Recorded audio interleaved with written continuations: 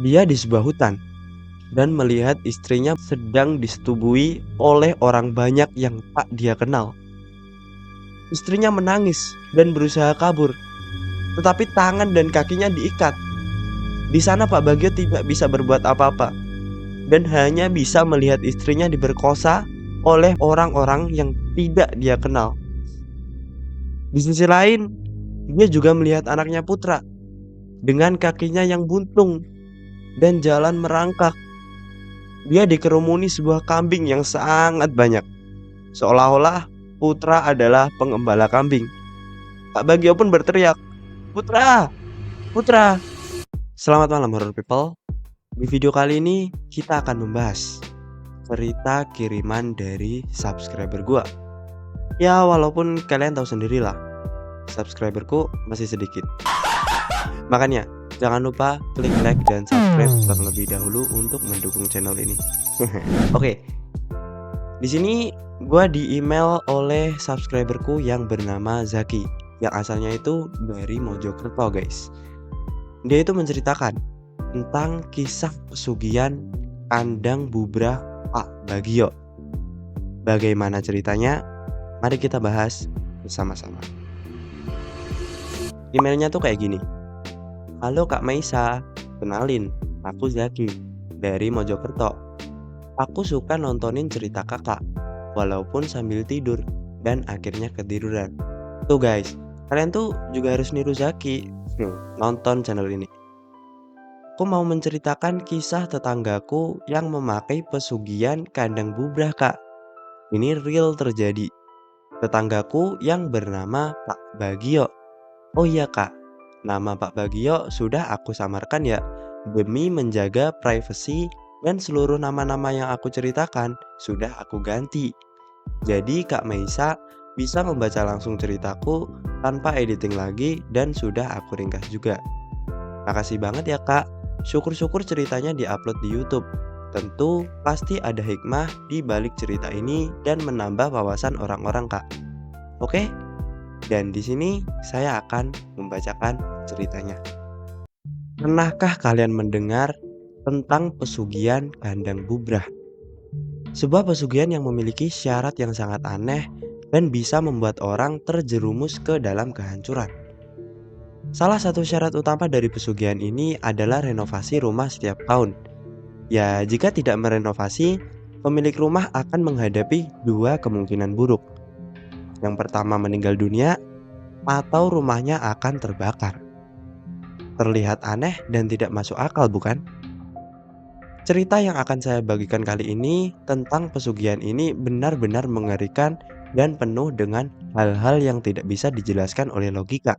Ini adalah pengalaman yang benar-benar terjadi pada tetanggaku samping rumah, yaitu keluarga Pak Bagio, yang dulunya adalah seorang juragan kerupuk di desa Mojokerto.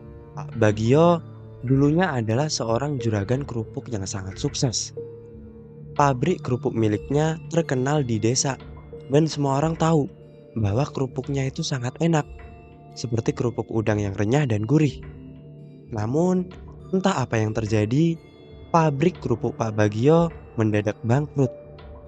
Semua bisnisnya yang semula berkembang pesat tiba-tiba jatuh, dan rumah besar yang dulu menjadi simbol kesuksesan pun akhirnya dijual. Pak Bagio bersama istri yang bernama Bu Wiji akhirnya pindah ke rumah kecil di samping rumah Bu Ratih yang tinggal tepat di sebelahnya. Meskipun kehidupannya jatuh miskin, Pak Bagio tidak terlihat malu. Bahkan, dia beralih menjadi pedagang sayur keliling. Meskipun keadaan ekonomi menurun drastis, dia tetap terlihat tegar dan berusaha untuk bertahan hidup. Setiap hari, rumahnya selalu didatangi oleh orang-orang penagih hutang.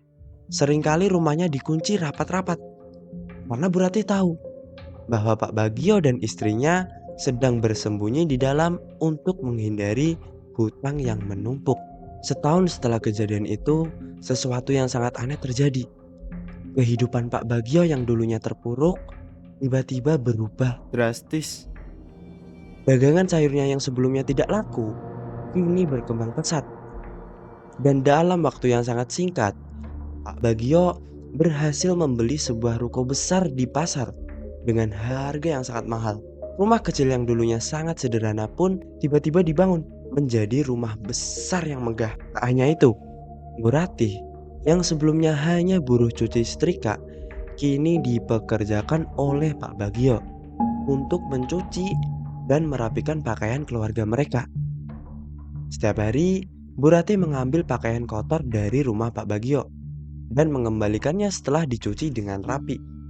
Namun, semakin hari, Bu Ratih merasa ada yang janggal dengan kehidupan keluarga Pak Bagio. Hidup keluarga Pak Bagio, meski tampaknya sudah kembali kaya raya, tetap diwarnai dengan konflik dan pertengkaran. Setiap malam, Bu Ratih mendengar suara bertengkar antara Pak Bagio dan Bu Wiji yang begitu keras. Bahkan sampai terdengar keluar rumah. Anaknya yang dulunya kuliah dan mondok di pesantren juga pulang ke rumah. Semua ini membuat Bu Ratih merasa prihatin.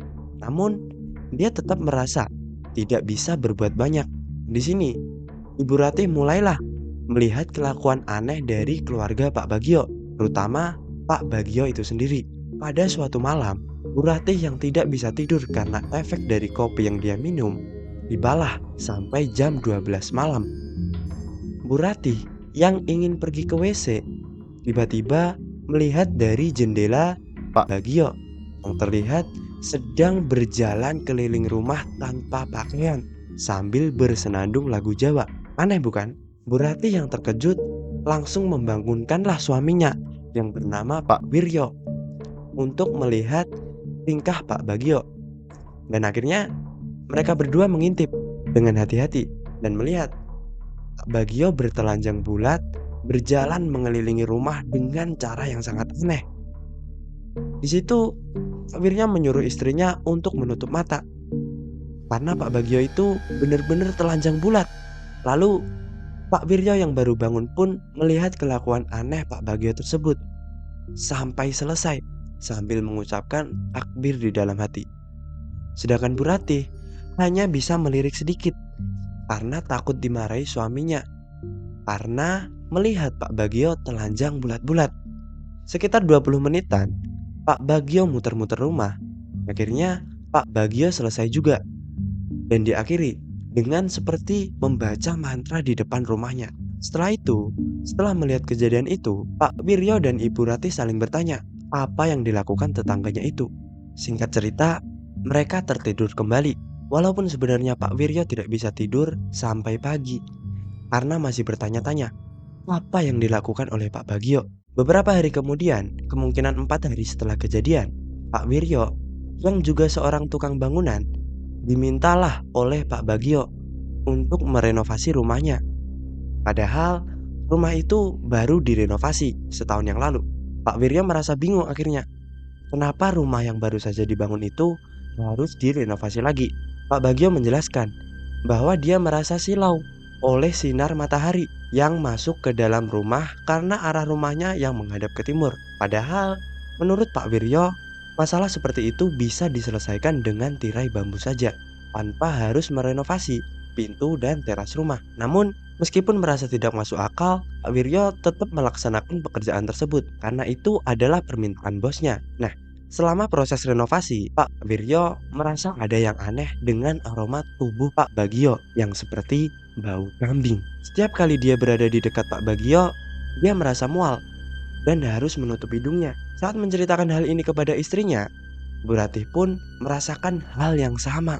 Bu Ratih mengungkapkan bahwa dia sering mencium bau kambing yang sama dari tubuh Pak Bagio dan Bu Wiji. Bahkan dia sering menemukan bulu kambing rontok di pakaian mereka. Dikarenakan mereka hanya buruh kerja, Pak Wiryo dan Bu Ratih pun tidak berani bertanya kepada majikannya. Nah, pada malam-malam tertentu, rumah Pak Bagio selalu diiringi oleh suara keramaian yang sangat keras.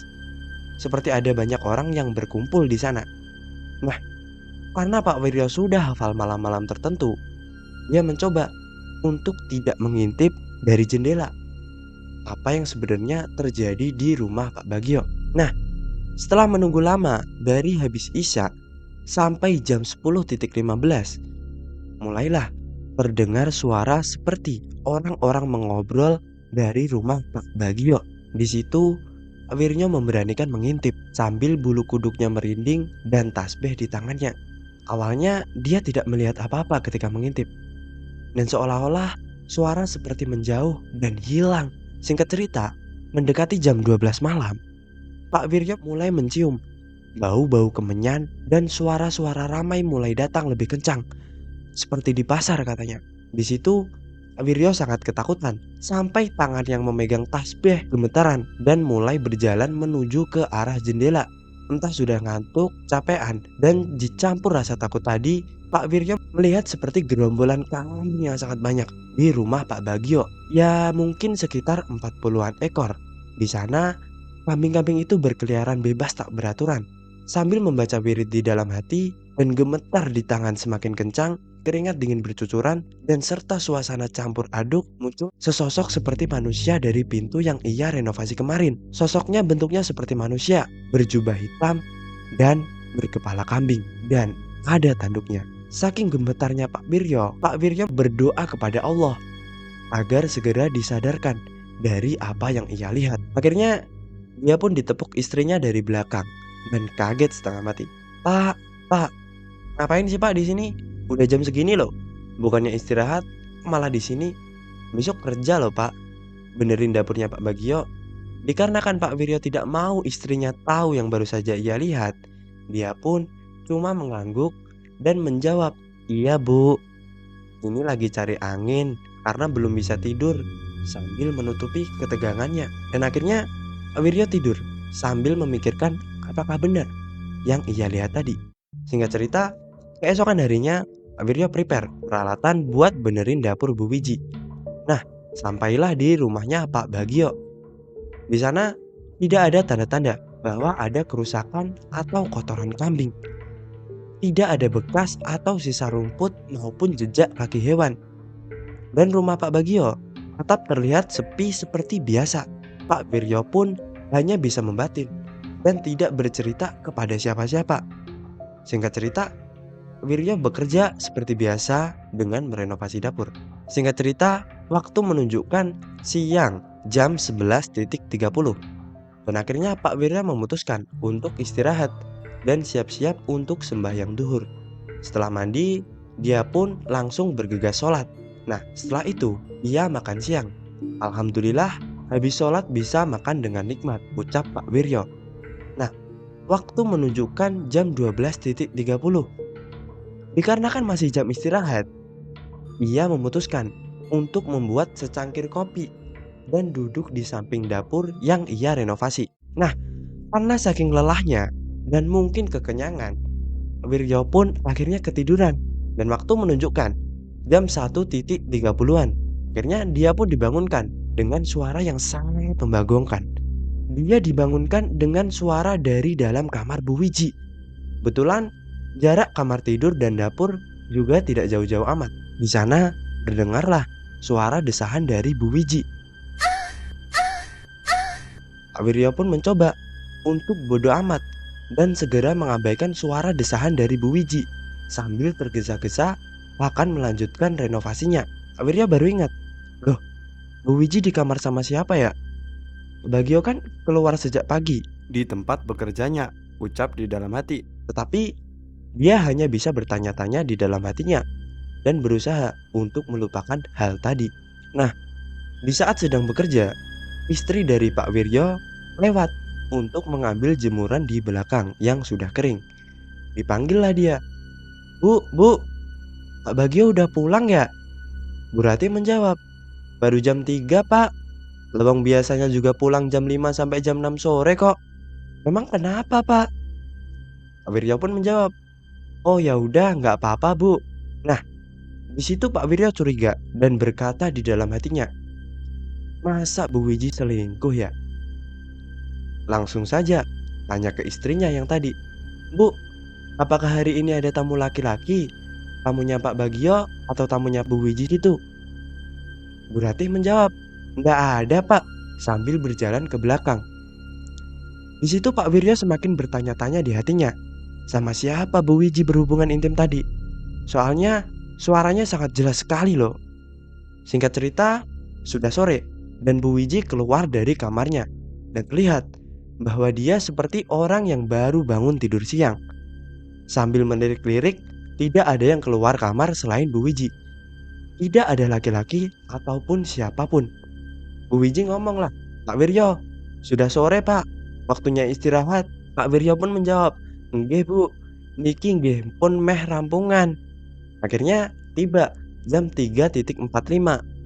Pak Wiryo pulang untuk segera siap-siap sholat asar. Singkat cerita, semakin hari kehidupan Pak Bagio semakin aneh dan tidak bisa dijelaskan. Bisnisnya berkembang pesat, rumahnya semakin besar, dan segala sesuatunya terlihat sempurna. Namun, semakin besar kekayaannya, semakin jelas pula keanehan-keanehan yang terjadi di rumahnya. Pada suatu hari, Pak Wiryo akhirnya menolak untuk melakukan renovasi yang diminta oleh Pak Bagio karena dia sedang merenovasi rumah klien yang lain juga. Nah, beberapa hari kemudian, saat Bu Ratih mengunjungi rumah Pak Bagio untuk mengambil cucian, dia melihat sesuatu yang sangat mengejutkan. Tubuh Bu Wiji sangat kurus dan wajahnya pucat. Bahkan Bu Ratih sempat bertanya, "Bu, apalagi sakit? Kelihatannya badan ibu nampak kurus." Tetapi Bu Wiji hanya tersenyum dan menjawab, "Nggak apa-apa Bu Ratih, saya lagi kecapean ngurus pekerjaan. Jadinya badan saya nampak kurus." Sembari berjalan menuju ke kamarnya. Di dalam hati Bu Ratih, "Loh, gimana toh? Lawang manusia itu bekerja dan punya uang untuk makan bergizi dan supaya sehat kok. Mosok mikirin pekerjaan sampai lupa makan dan kesehatan." Singkat cerita lagi, pas malam Jumat Kliwon, Pak Wiryo dan tetangganya pulang dari masjid setelah yasinan dan mereka melewati rumah Pak Bagio. Di sana ada Pak Ahmad, Pak Wiryo, dan 3 orang jamaah pengajian yang melewati depan rumah Pak Bagio. Di sana mereka mencium bau kemenyan yang sangat menyengat. Pak Ahmad pun bilang, Pak, kalian mencium bau ini nggak?" Semuanya menjawab, "Iya pak, baunya menyengat banget di hidung." Pak Ahmad pun mencoba untuk mengintip dari gerbang apa yang sebenarnya terjadi. Tetapi bau kemenyan yang tadi mulai hilang perlahan-lahan. Dan akhirnya Pak Ahmad beserta rombongan melanjutkan perjalanan pulang. Dan Pak Wiryo pun bilang ke teman-temannya itu, "Saya sering loh pak mencium bau-bau seperti ini di rumah Pak Bagio. Ini sangat aneh loh. Bahkan saya pernah melihat gerombolan kambing di rumah Pak Bagio dan mendengar suara seperti di pasar yang ramai sekali di malam-malam tertentu. Dan bahkan saya melihat kepala kambing di belakang rumah Pak Bagio serta melihat Pak Bagio telanjang bulat mengelilingi rumahnya." Dengan kaget, Pak Ahmad dan teman-temannya pun bertanya, "Serius Pak?" Pak Wirjo pun menjawab, "Saya serius Pak. Buat apa saya berbohong kepada kalian?" Dengan mengucap istighfar, Ahmad langsung tahu kalau Pak Bagio menggunakan pesugihan kandang bubrah. Wah, berarti Pak Bagio ini menggunakan pesugihan kandang bubrah. Dijawablah oleh temannya, "Betul Pak." Dan akhirnya mereka berjalan dan bulu kuduk mereka merinding. Mereka hanya bisa rasan-rasan atau berprasangka kepada Pak Bagio. Singkat cerita, Bu Ratih seperti biasa bekerja mencuci pakaian Pak Bagio dan Bu Wiji. Dan melihat Pak Bagio tidak berangkat bekerja, Bu Ratih bertanya, "Loh Pak, tumben gak ke tempat kerja?" Bu Ratih nih guys, "Iya Bu, ini istri saya lagi sakit. Tadi pingsan di kamar mandi." Bu Ratih dengan tergesa-gesa langsung menjenguk Bu Wiji ke kamar. Di situ Bu Ratih sangat kaget. Badan Bu Wiji sangat panas, seperti demam tinggi. Bu Ratih bilang ke Pak Bagio, "Pak, apakah ibu dibawa ke rumah sakit aja? Badannya sangat panas loh Pak." Pak Bagio pun menjawab, "Tidak Bu Ratih, gak apa-apa. Nanti saya belikan obat di apotek, juga panasnya turun kok. Silakan, pakaian saya diambil dan dicuci ya Bu. Sama sekalian, minta tolong masakan istri saya yang belum matang tadi dilanjutkan." "Iya Pak," kata Bu Ratih. Karena dia hanya buruh kerja, dia tak berani apa-apa. Sebenarnya dia kasihan sama Bu Wiji. Nampaknya nahan rasa sakit yang sangat luar biasa. Nah, singkat cerita, 3 hari kemudian, Bu Ratih seperti biasanya mengambil pakaian kotor lagi dan melihat Bu Wiji sudah tak mau makan lagi. Dengan nada kasihan, Dia bilang ke Pak Bagio, "Pak, kondisi ibu semakin memburuk, Pak. Bagaimana kalau kita bawa ke dokter?" Pak Bagio pun membentak Bu Ratih, "Sudah, diamlah kamu. Ini urusan saya. Tugas kamu hanya bersih-bersih dan mencuci pakaian saya." Dengan ketakutan, Bu Ratih menjawab, Ya Pak, maafin saya. Lagian saya nggak tega lihat kondisi ibu yang semakin memburuk. Pak Bagio pun menjawab, "Sudah, lanjutkan pekerjaanmu." Dan akhirnya Bu Ratih melanjutkan pekerjaannya. Di tengah Bu Ratih mengumpulkan pakaian kotor, Bu Wiji berteriak seperti orang ngigo atau ketindihan. Di situ Pak Bagio langsung menuju kamar dan begitu pula Bu Ratih langsung berlarian ke kamar. Di sana Pak Bagio berusaha menyadarkan istrinya yang sedang ngigo dan menyuruh Bu Ratih untuk mengambilkan air minum di bawah meja kosmetik Bu Wiji. Bu, sadar!" Pak Bagio sembari menepuk-nepuknya. Malahan Bu Wiji sampai kejang-kejang dengan melotot. Di situ Bu Ratih sangat panik dan ketakutan di saat matanya melotot. Dan akhirnya Pak Bagio mengambil sebuah kain putih yang telah dilipat-lipat seperti jimat dan meletakkannya di perut atau badan Bu Wiji. Bu Ratih pun bertanya, Itu apa? Apa sebaiknya kita panggil ambulans saja dan kita bawa ke rumah sakit? dan Pak Bagio pun menjawab, "Sudah Bu, diam saja.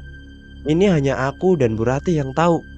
Jangan cerita ke siapa-siapa." Dengan rasa takut, bingung, dan hanya bisa nurut, Bu Ratih cuma bilang.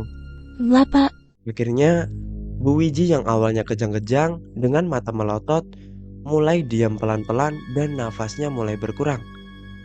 Sampai akhirnya dia mengambil nafas panjang dan menghembuskan nafas terakhirnya. Pak Bagio pun tidak menangis dan tidak sedih di situ. Dia hanya diam dan mencoba untuk tenang sambil raut mukanya kebingungan.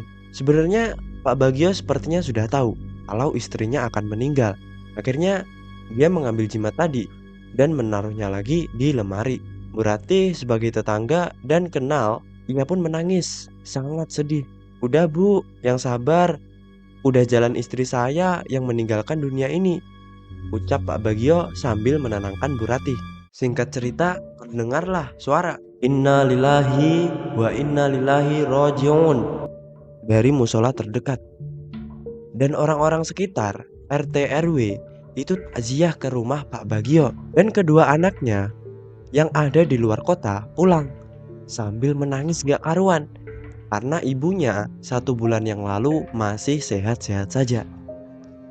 Dan tiba-tiba terdengar kabar meninggal. Oh iya, BTW Pak Bagio tidak mengabari anaknya kalau ibunya sedang jatuh dari kamar mandi dan demam tinggi. Singkat cerita, Bu Wiji dimakamkan di TPU terdekat. Seperti biasanya, di Jawa kan kalau ada orang meninggal sebelum 7 hari, selalu ada selamatan atau membaca Quran untuk mendoakan sang mayat. Nah, setelah 3 hari kematian Bu Wiji, orang-orang yang mengaji mencium aroma kambing yang sangat tidak enak. Tetapi mereka menganggap biasa saja dan tidak memperdulikan hal itu. Sang kedua anaknya bernama Putra dan Heni masih suka merenung dan kadang menangis karena belum terima kalau ibunya meninggal dunia. Di suatu malam, Putra, anaknya Pak Bagio, sekitar jam 11.20, dia merokok di teras dan merenung. Dan dia mencium aroma kemenyan dan aroma kambing yang campur aduk. Dia pun heran dan akhirnya dia pun mencari sumber bau itu. Tetapi dia tidak menemukan apapun. Dan karena Putra itu penakut, ia memutuskan segera masuk dan tidur. Akhirnya selesailah selamatan selama 7 harinya Bu Wiji. Dan akhirnya keluarga Pak Bagio hidup seperti biasanya. Kan tetapi anak-anaknya belum berangkat merantau lagi karena ingin menemani ayahnya terlebih dahulu. Nah, di belakang rumah, Heni berniat bersih-bersih dan menyapu. Di pojokan paling belakang, ada sebuah pohon dan seperti kendi-kendian gitu. Dan ia pun memutuskan untuk ke sana. Alangkah terkejutnya Heni. Di sana banyak tulang-tulang kepala kambing, sekitar 4-5. Ia pun sangat kaget dan memutuskan untuk tidak jadi membersihkannya karena ada bekas pembakaran seperti dupa atau kemenyan juga. Akhirnya dia pun masuk ke dalam rumah dan memanggil kakaknya Putra. Mas Putra. Teriak Heni. Putra pun yang main game di kamar menghampiri adiknya itu. "Iya, Dek. Kenapa?" jawab Putra Mas, ayo ikutin aku. sambil menarik tangan dan berlari menuju belakang rumah. Nih mas, lihat. Lihat. Ini apa mas? Dengan kaget dan sedikit bingung, Putra berusaha menenangkan adiknya dan mengecek tulang-tulang itu. "Aku juga nggak tahu, Dek. Ini kan tulang kepala kambing," ucap Putra. Akhirnya mereka memutuskan untuk kembali ke rumah dan bertanya kepada ayahnya. "Yah, Apakah ayah tahu tulang-tulang kepala kambing di belakang rumah? Dengan nada yang santai dan berusaha menenangkan kedua anaknya, beliau pun menjawab, "Itu bekas tulang-tulang teman-teman ayah dulu yang makan kambing di sini, Nak. Tulangnya dibuang ke belakang." Dengan sedikit tenang, mereka percaya ke ayahnya begitu saja. Dan Henny baru saja ingat bahwa dia juga melihat bekas pembakaran dupa atau kemenyan. Dah, kalau bakar dupa untuk apa? Tanya Henny. "Itu untuk wangi-wangian saja, Nak. Ayah suka harumnya dupa." Dengan sedikit kebingungan, mereka hanya nurut dengan ayahnya. Sudah, jangan takut. Itu hanyalah tulang-tulang bekas teman-teman ayah yang pesta dulu di sini. Ayah mau pergi dulu ya. Ada ketemuan sama rekan kerja. Sambil mengelus kepala Putra dengan tenang, dan ayahnya pun bepergian. Singkat cerita, tibalah di sebuah malam Jumat. Ayah mereka, Pak Bagio, menyuruh kedua anaknya main keluar, entah itu ke mall maupun jalan-jalan, dan memberi uang kepada anak-anaknya untuk bermain. Mereka pun senang-senang aja karena dikasih uang untuk jalan-jalan, dan mereka akhirnya main sendiri-sendiri. Henny bermain ke mall bersama teman kecilnya dulu, dan Putra nongkrong dan berjalan-jalan menggunakan motor kesayangannya, yaitu CB. Singkat cerita, waktu menunjukkan jam 11.20-an. Henny memutuskan untuk pulang karena sudah kecapean. Dan Putra malah tak ingat waktu, bermain sampai larut malam. Henny pulang dan mencium bau kemenyan yang sangat menyengat. Dia pun ketakutan dan langsung mencari ayahnya. Ya, Tapi rumahnya kosong. Dia mengira kalau ayahnya juga keluar rumah karena urusan pekerjaan. Dan Henny langsung masuk ke kamar dan bersih-bersih ke kamar mandi. Bau kemenyan yang sejak awal tadi ia cium tak kunjung hilang juga. Dan dia menelpon kakaknya yang juga keluar. Tetapi kakaknya, Putra, HP-nya dimatikan. Dan dia sibuk main motor bersama teman-temannya. Akhirnya dia pun memutuskan untuk segera tidur. Dan dia pun semakin ketakutan dan merinding karena bau kemenyan tidak kunjung hilang. Tepat di jam 12.00, dia mendengar suara orang yang lagi nembang atau orang yang lagi nyanyi Jawa. Dengan bulu kuduk merinding dan ketakutan yang luar biasa, dia bangun dan melihat dari jendela. Alangkah terkejutnya, Henny melihat dari jendela ayahnya yang sedang telanjang bulat-bulat. Dengan sedikit kaget, dia hanya bisa menutup matanya dan melirik sedikit bahwa dia menepuk-nepuk kepalanya dan memastikan dia itu tidak sedang bermimpi.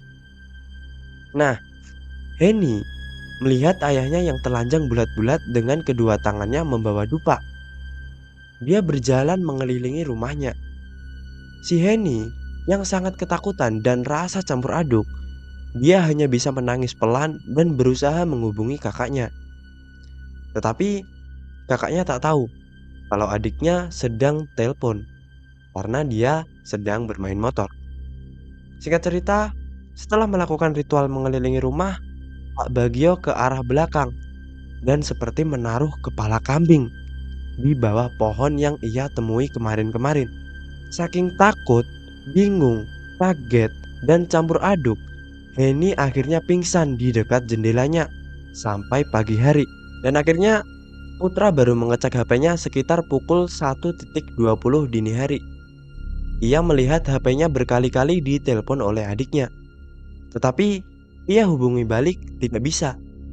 Dan akhirnya dia memutuskan untuk pulang. Nah, sesampainya di rumah, dia melihat mobil adiknya sudah terparkir dan melihat ayahnya, Bagio, sedang ngopi dan rokokan di depan teras. "Loh, ayah belum tidur? Tumben banget," tanya Putra. "Belum, Nak. Masih ngabisin rokok. dan kopi. Sana tidur. Udah malam juga. Ayah juga mau tidur. Iya pak, jawab Putra sambil masukin motornya ke bagasi.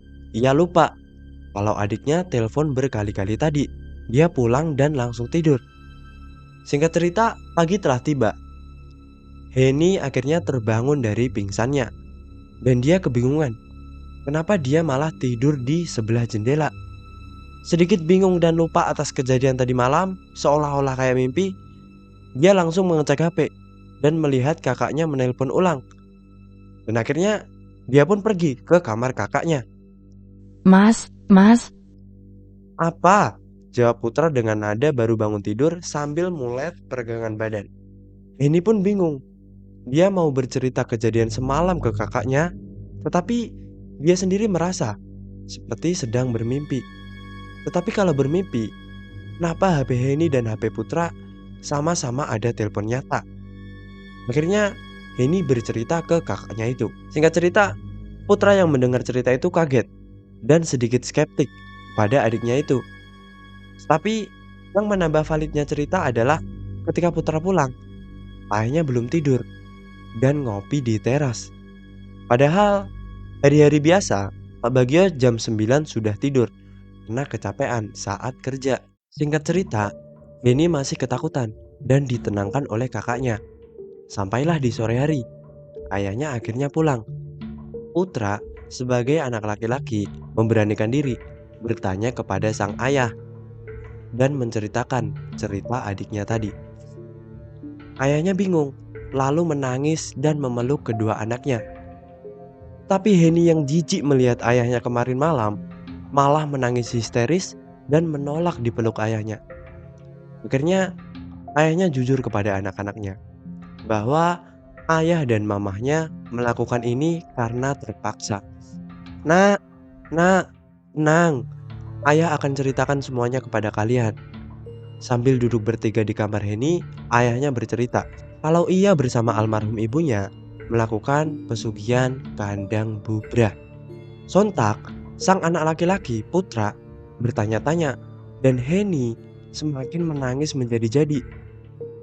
Jadi gini nak, waktu itu jualan sayur ayah sepi dan kalah saing. Bahkan sayur ayah banyak yang busuk karena tak kunjung laku. Ayah bingung mau usaha apa lagi. Begitupun almarhum mama kamu juga sudah putus asa. Hingga akhirnya almarhum ibu kalian juga senang karena rezekinya semakin lancar. Sampai akhirnya ayah juga tidak tahu. 1 bulan sebelum ibu meninggal, ibu kalian sakit-sakitan, tidak jelas dan tidak wajar. Sambil menangis Pak Bagio cerita, dia juga sering berbicara sendiri dan kadang malah berani sama ayah. Seolah-olah ibu tak takut lagi kepada ayah dan menyebabkan cekcok atau bertengkar. Tetapi ayah selalu mengalah. Dan ibu badannya sampai kurus drastis karena jarang makan nak. Dari berat 70 kg mungkin hingga 50-an kilogram dalam sebulan. Sangat-sangat drastis dan kurus. Sampai akhirnya ayah pergi ke dukun dan menceritakan istrinya lagi sakit. Mbah, istri saya sakit. Apakah ini gara-gara ritual pesugihan saya ada yang salah? Jawab Mbah Dukun. Ya, benar. Kamu melewatkan tanggal renovasi rumah kamu. Yang seharusnya kamu renovasi tanggal 5, kamu baru kerjakan tanggal 18. Itu sangat telat.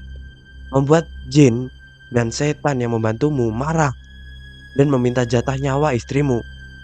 Pak Bagio menangis dan meminta bantuan ke Mbah Dukun. Mbah, bagaimana? Tolong saya mbah.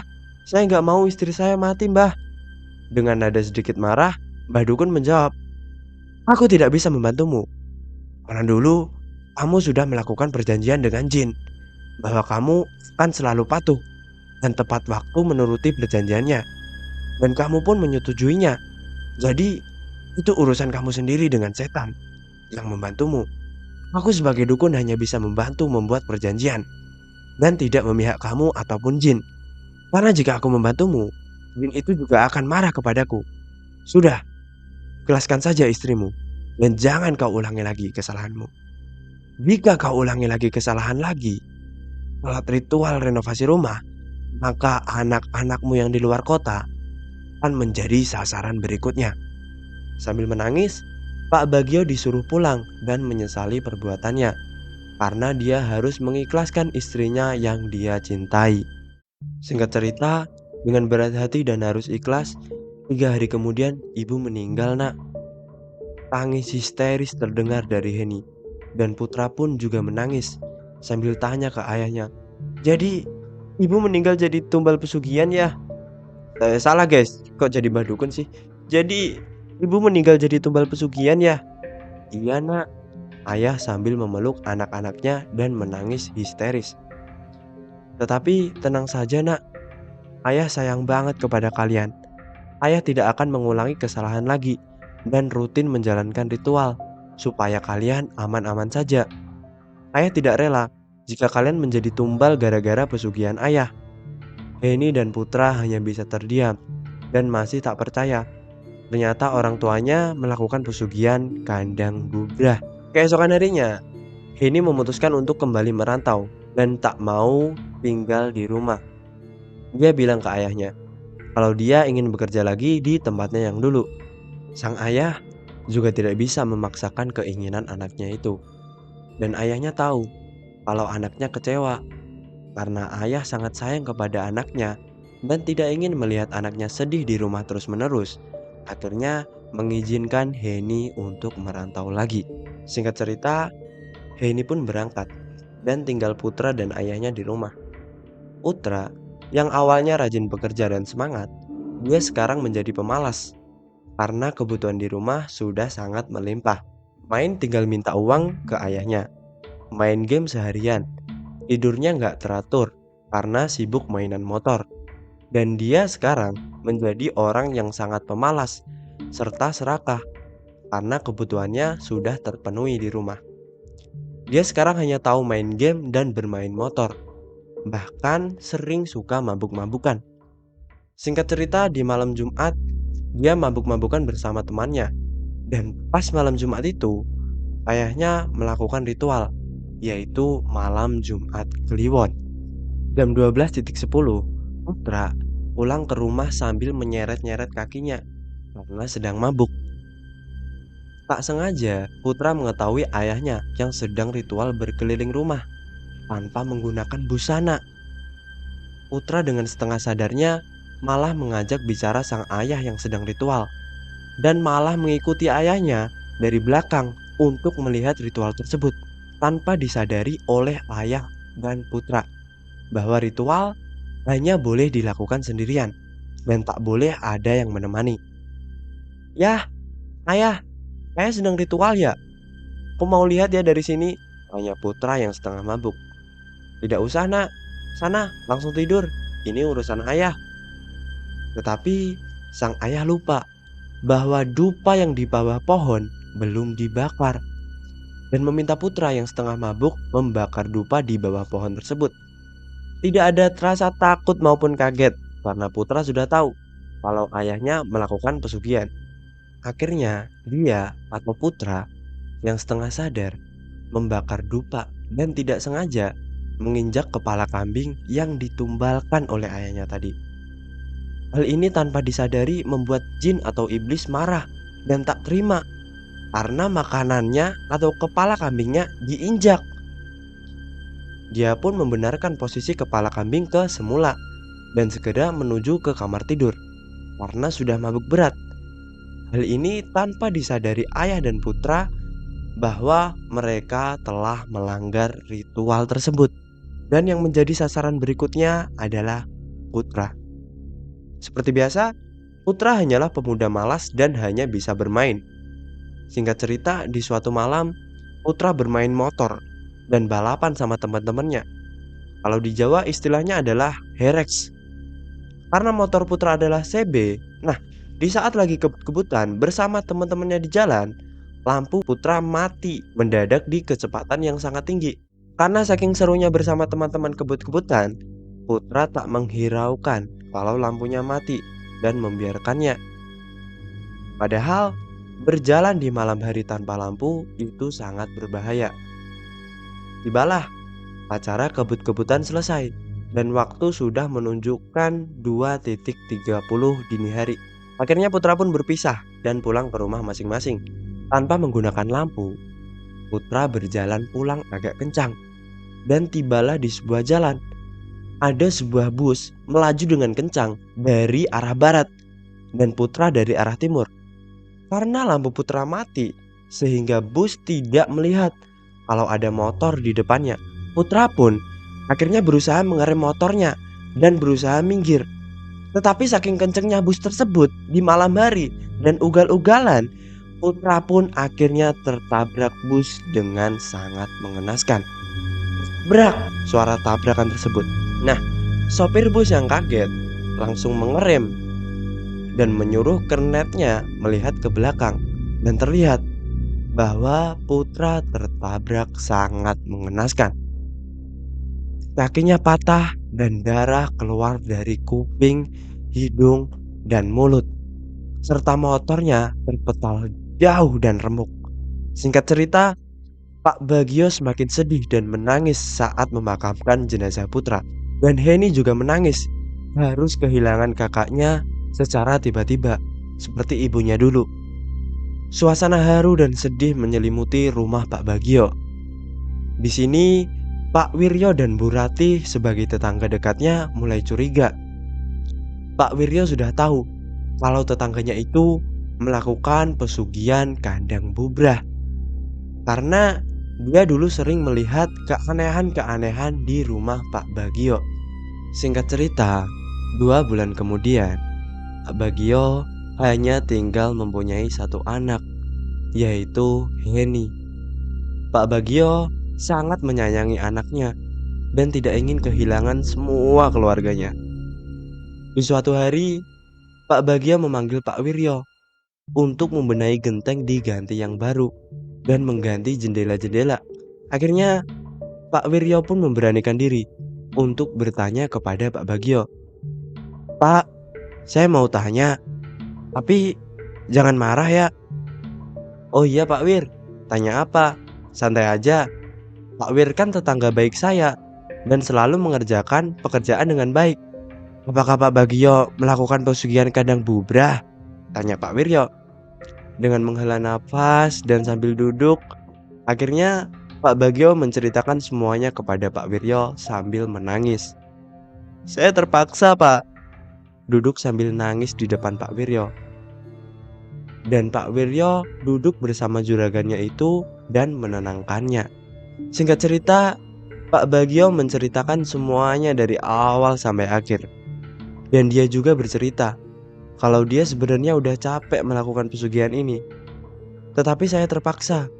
Kalau tidak melakukannya, anaknya yang terakhir akan menjadi tumbal.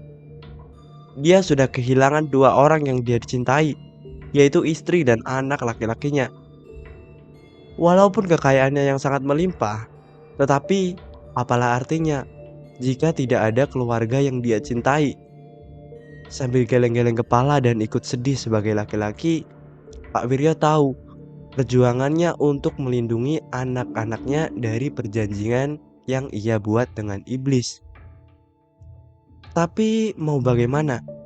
Nasi sudah menjadi bubur. Keluarganya sudah habis dan tinggal Heni. Nah, singkat cerita, Pak Bagio melihat anaknya sudah tumbuh dewasa dan ingin Heni mempunyai keluarga baru. Heni, panggil Pak Bagio di ruang tamu.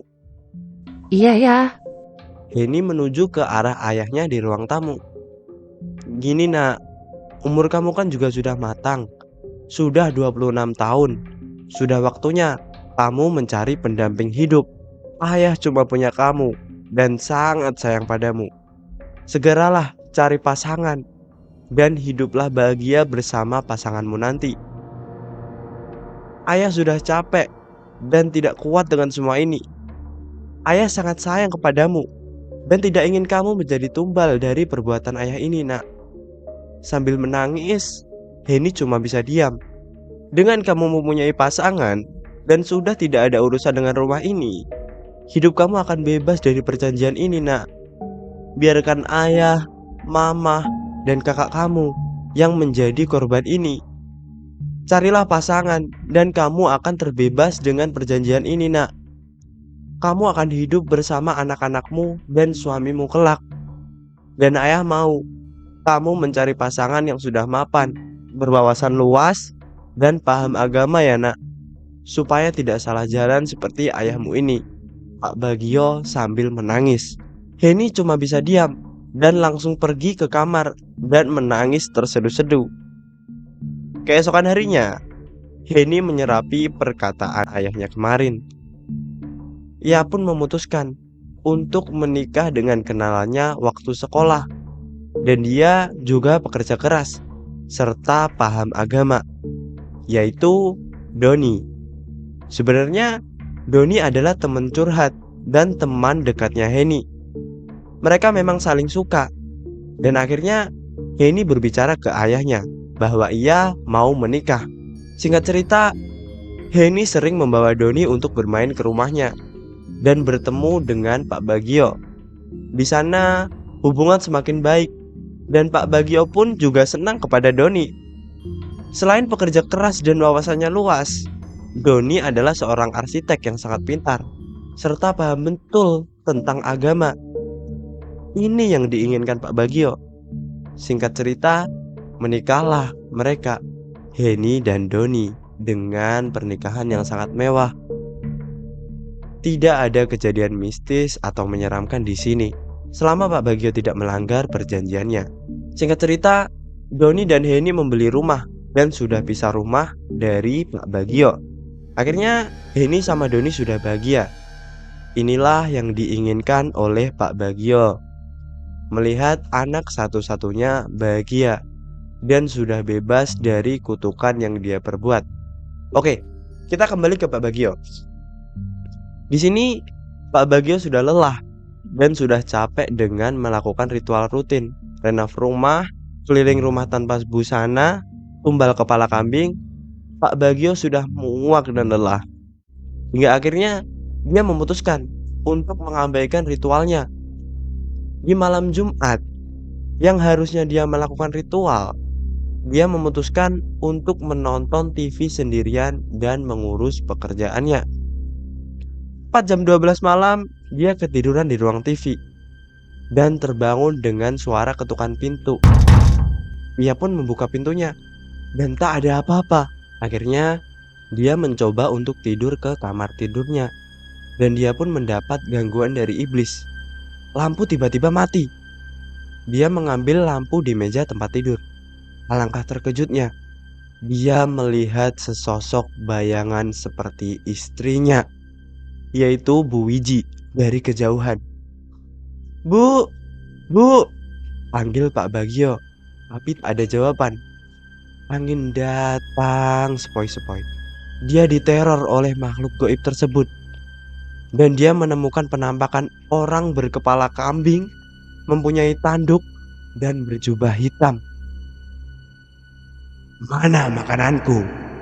Mana makananku? Ucap iblis berkepala kambing. Pak Bagio yang sangat ketakutan pun hanya bisa berlari dan tak tahu arah karena rumahnya gelap gulita. Dia pun sampai akhirnya bertemu di sebuah tangga dan muncul lagi iblis itu.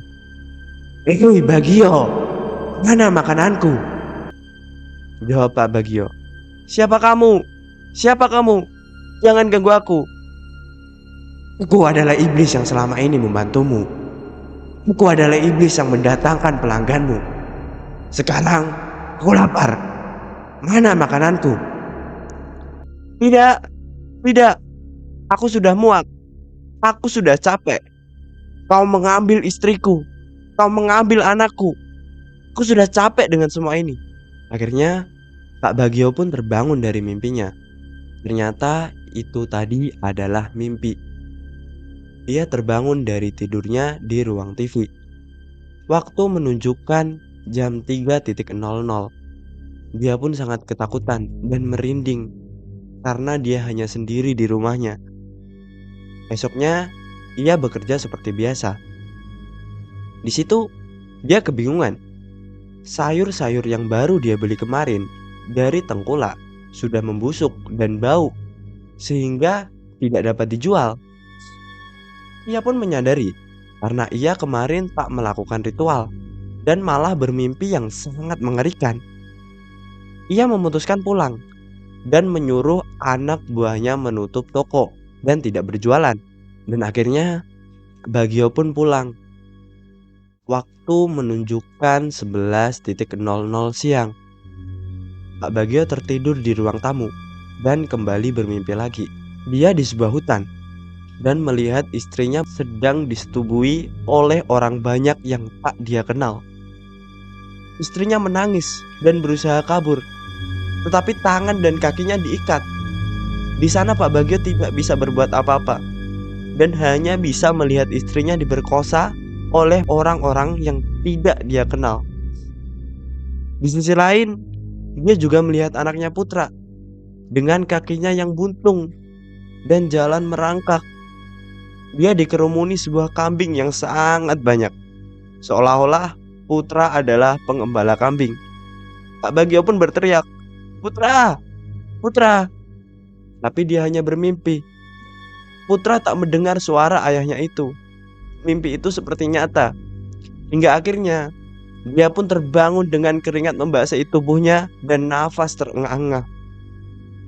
Karena tak percaya apa yang dia lihat, dan Pak Bagio sudah stres dan semakin buntu pikirannya, ia memutuskan untuk mengambil tali dan mengikatnya di pohon belakang rumah. Akhirnya dengan segala rasa capek, stres, dan campur aduk, dia mengikatnya di leher dan ia bunuh diri dengan menggantung. Sebentar guys.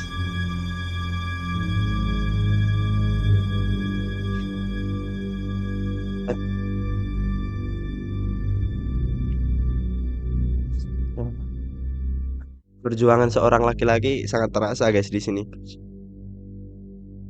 Oke, cerita sudah tamat.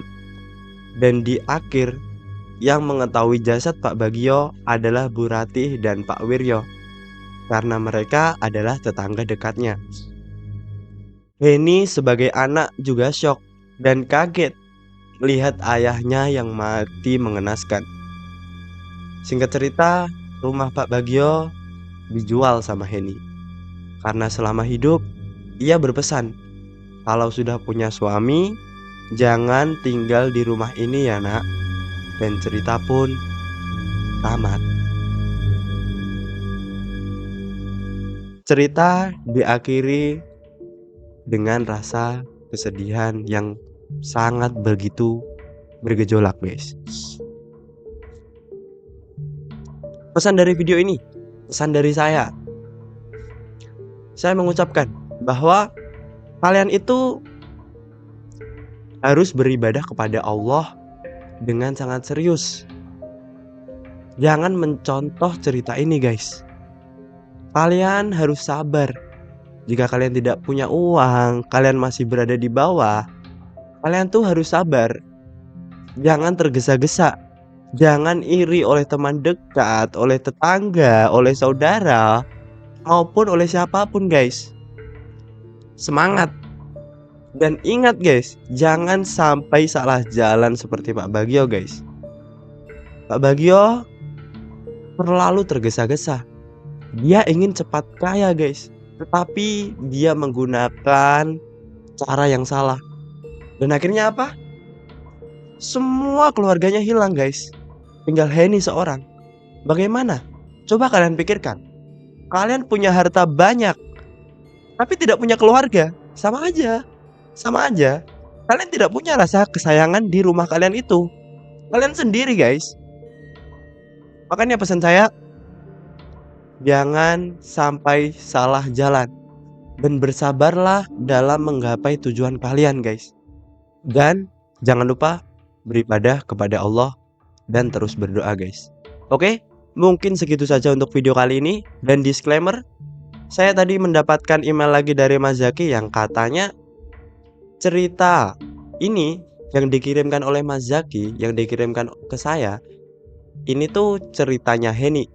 Heni bercerita ke Mas Zaki ini dan Mas Zaki akhirnya bercerita ke saya. Iya, Heni bener.